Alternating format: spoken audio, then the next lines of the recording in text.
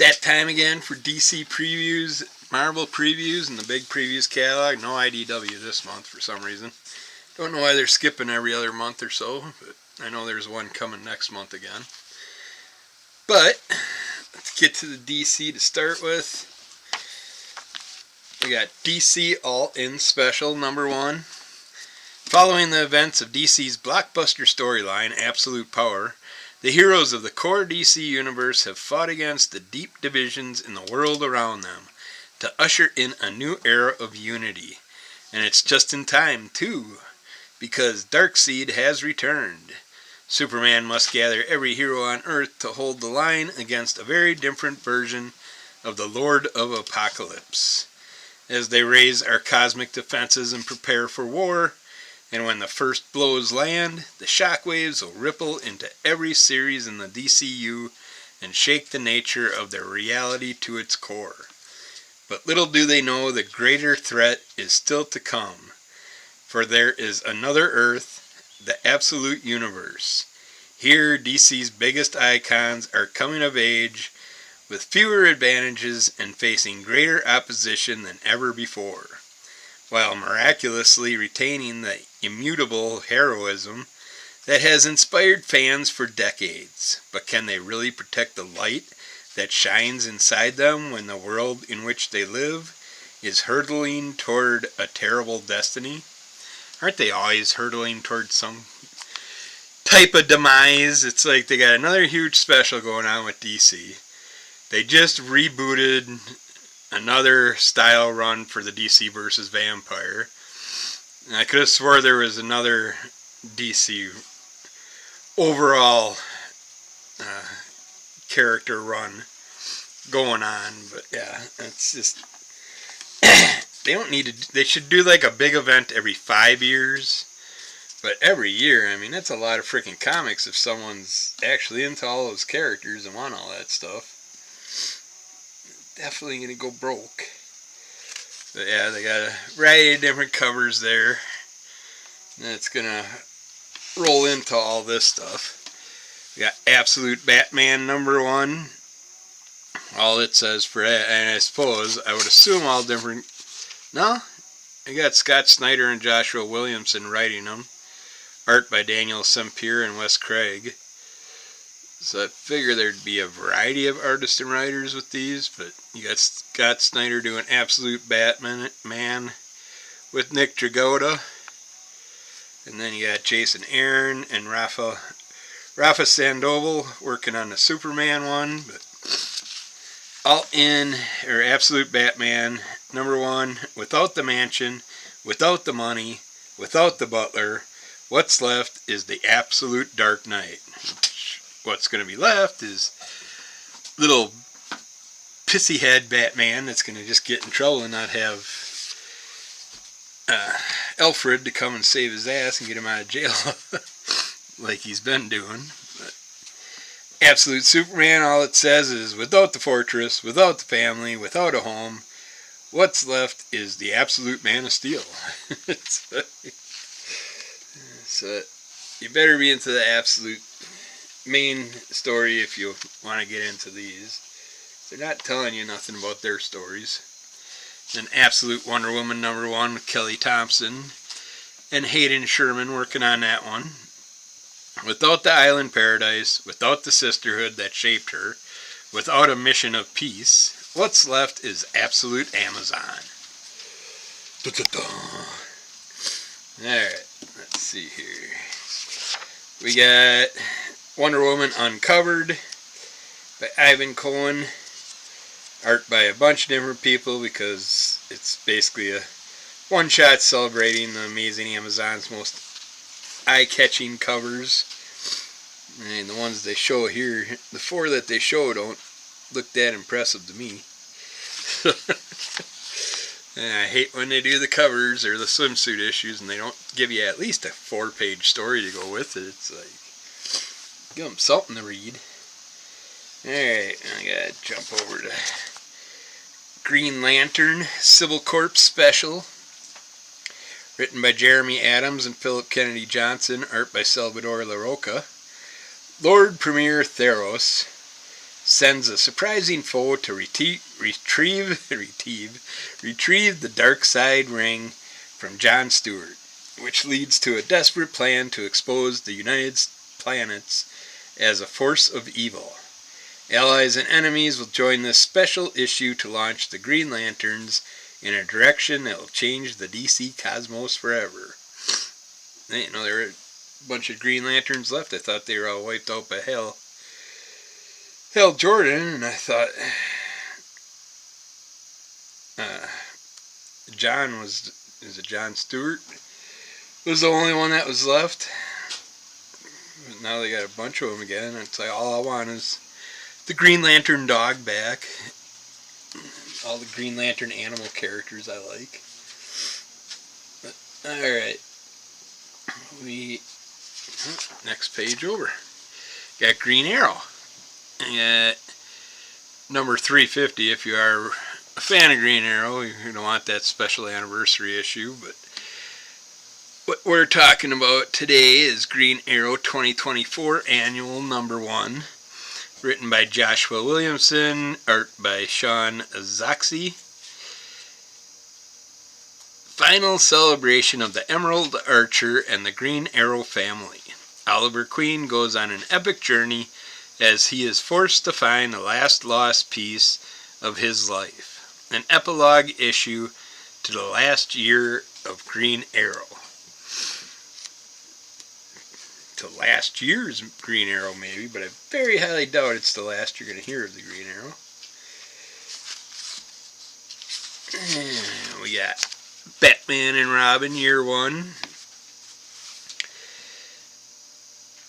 Mark Waid and Chris Samney are working on this. We got while Bruce Wayne adjusts to the realities of adopting orphan Dick Grayson, a mysterious new crime boss called the General has come to Gotham to claim the city by disrupting and destroying its other mobs.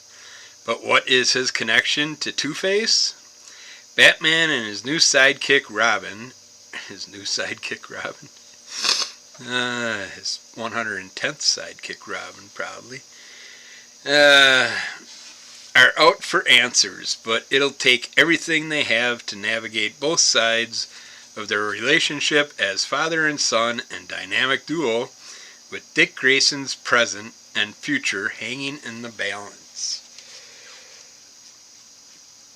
I would hope not, but I'm guessing, and this does say not final trade dress covers, but doesn't say nothing about the art. And if that's the art style in black and white, it's pretty simplistic. Not sure. I hope they're not going that route. This one is one DC that I'm definitely interested in probably picking up. Since it's a one-shot, I'm more than likely definitely picking it up. Poison Ivy, Swamp Thing, Feral Trees. This is done by G. Will Wilson and Mike Perkins. There is something wrong with the trees. A presence screaming out in pain, tearing, gnashing, and gnawing through the very fabric of the green, calling out for blood. In its wake, a trail of viscera and carnage is left, leading to a mystery that the Parliament of Trees has conscripted Poison Ivy and Swamp Thing to solve. Can the verdant villainous and the avatar of the green make their way into the heart of this homicidal wilderness and discover the source of this horror? Or will they find themselves the next victims of these feral trees? The story brought to violent life by G. Willow Wilson and Mike Perkins will answer these questions, but beware, this terrifying tale is not for the weak of heart. We got some Trick or Treat. They're seasonal variants by Kelly Jones.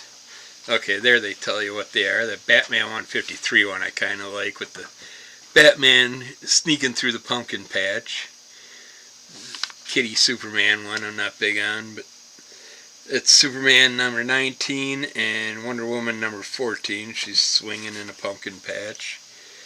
But yeah, Batman one's kind of cool. But not following that run, so I'm not going to worry about it. Oops. This, I don't know if I must have seen it when it started and was going to go with the trade, I assume, but this Multiverse Collision Detection looks pretty interesting with the Looney Tunes characters mixed in with the DC characters. I love number 3 with the Mystery Machine being picked up by Superman in his iconic Superman vehicle pose. And yet Taz is Robin. I love that, with Bugs Bunny being Batman. Or Bat Bunny and Taz. I could totally get into the team up of those two characters. So have to see what comes of that. Alright. Jumping over to DC Horror Presents. The Boulette Brothers. Dave. I know Anthony, if he hears this, is going to be like, I told you how to say it. Dashmalkian, I think it is. And Leah Kilpatrick are working on this one with art by a various variety of creators, but bones crunching, worms munching, blood splattering. These are a few of our favorite things. From some of the most dark and cunning minds in horror comes DC Horror Presents, a new collection of gruesome tales set in the DCU, with stories penned by some of our favorite names in horror. This anthology will have die-hard horror fans quaking with fear. I think it's a 4-issue run maybe. But I love this Batman with the red bats. Cover, you got Batman having his chest ripped open by death. And it's just, you see his rib cage, and then you got these huge red bats around. And just, that's the cover I gotta get. Even though I really do like the Catwoman where she's cowering next to a giant mouse being hunted, as the cat being hunted by the prey for once. Which they deserve that, because they're little shitheads. Ours got in trouble again last night.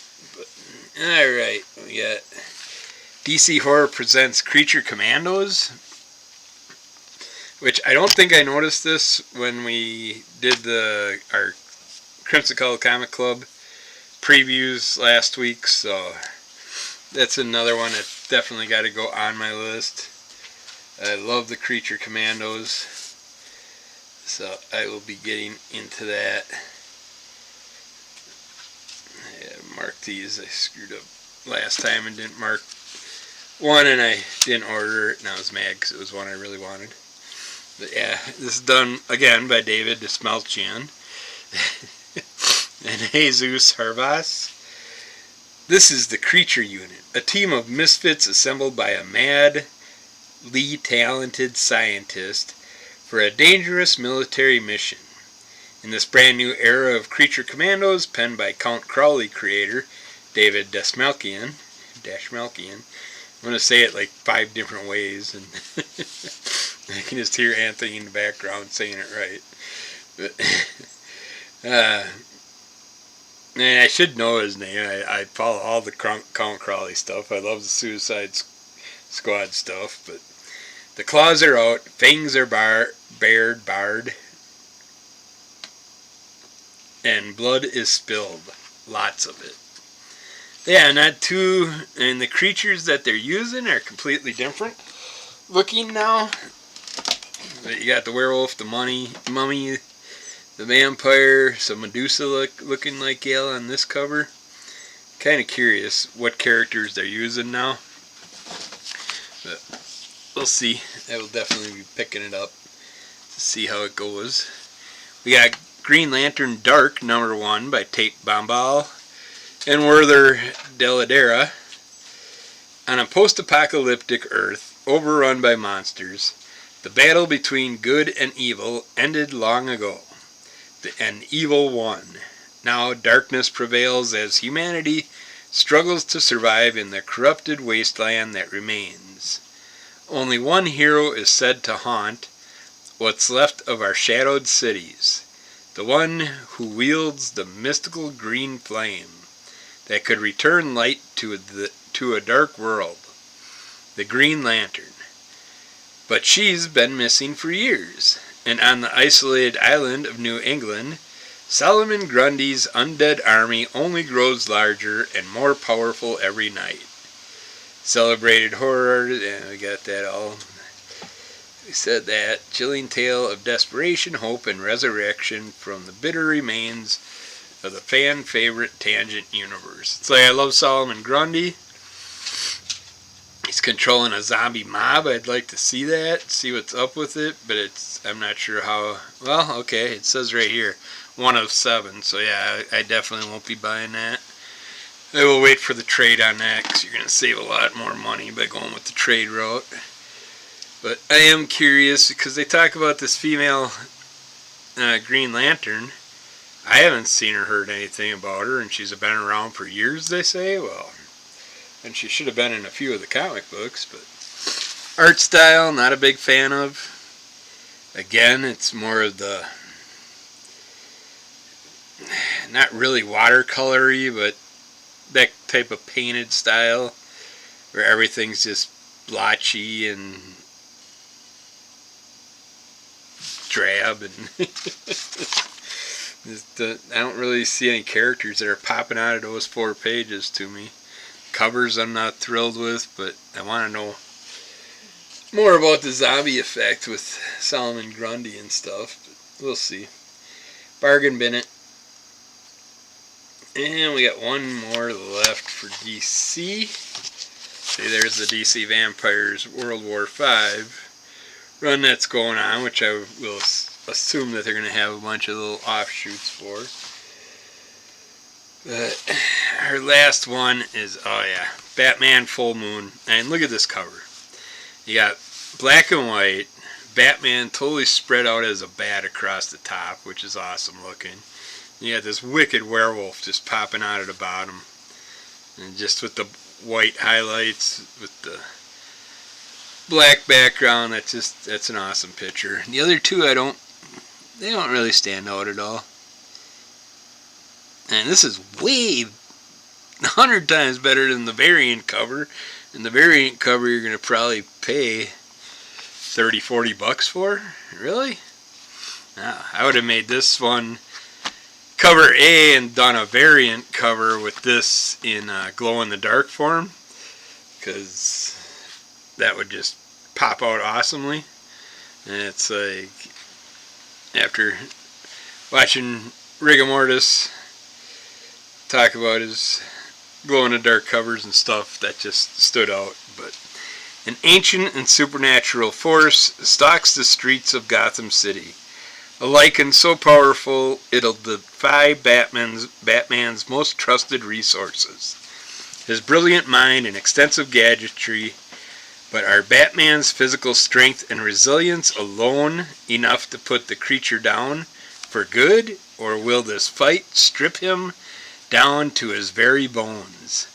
Even powerful magical allies like Zatanna caution that Bruce might not walk away from this one unscathed.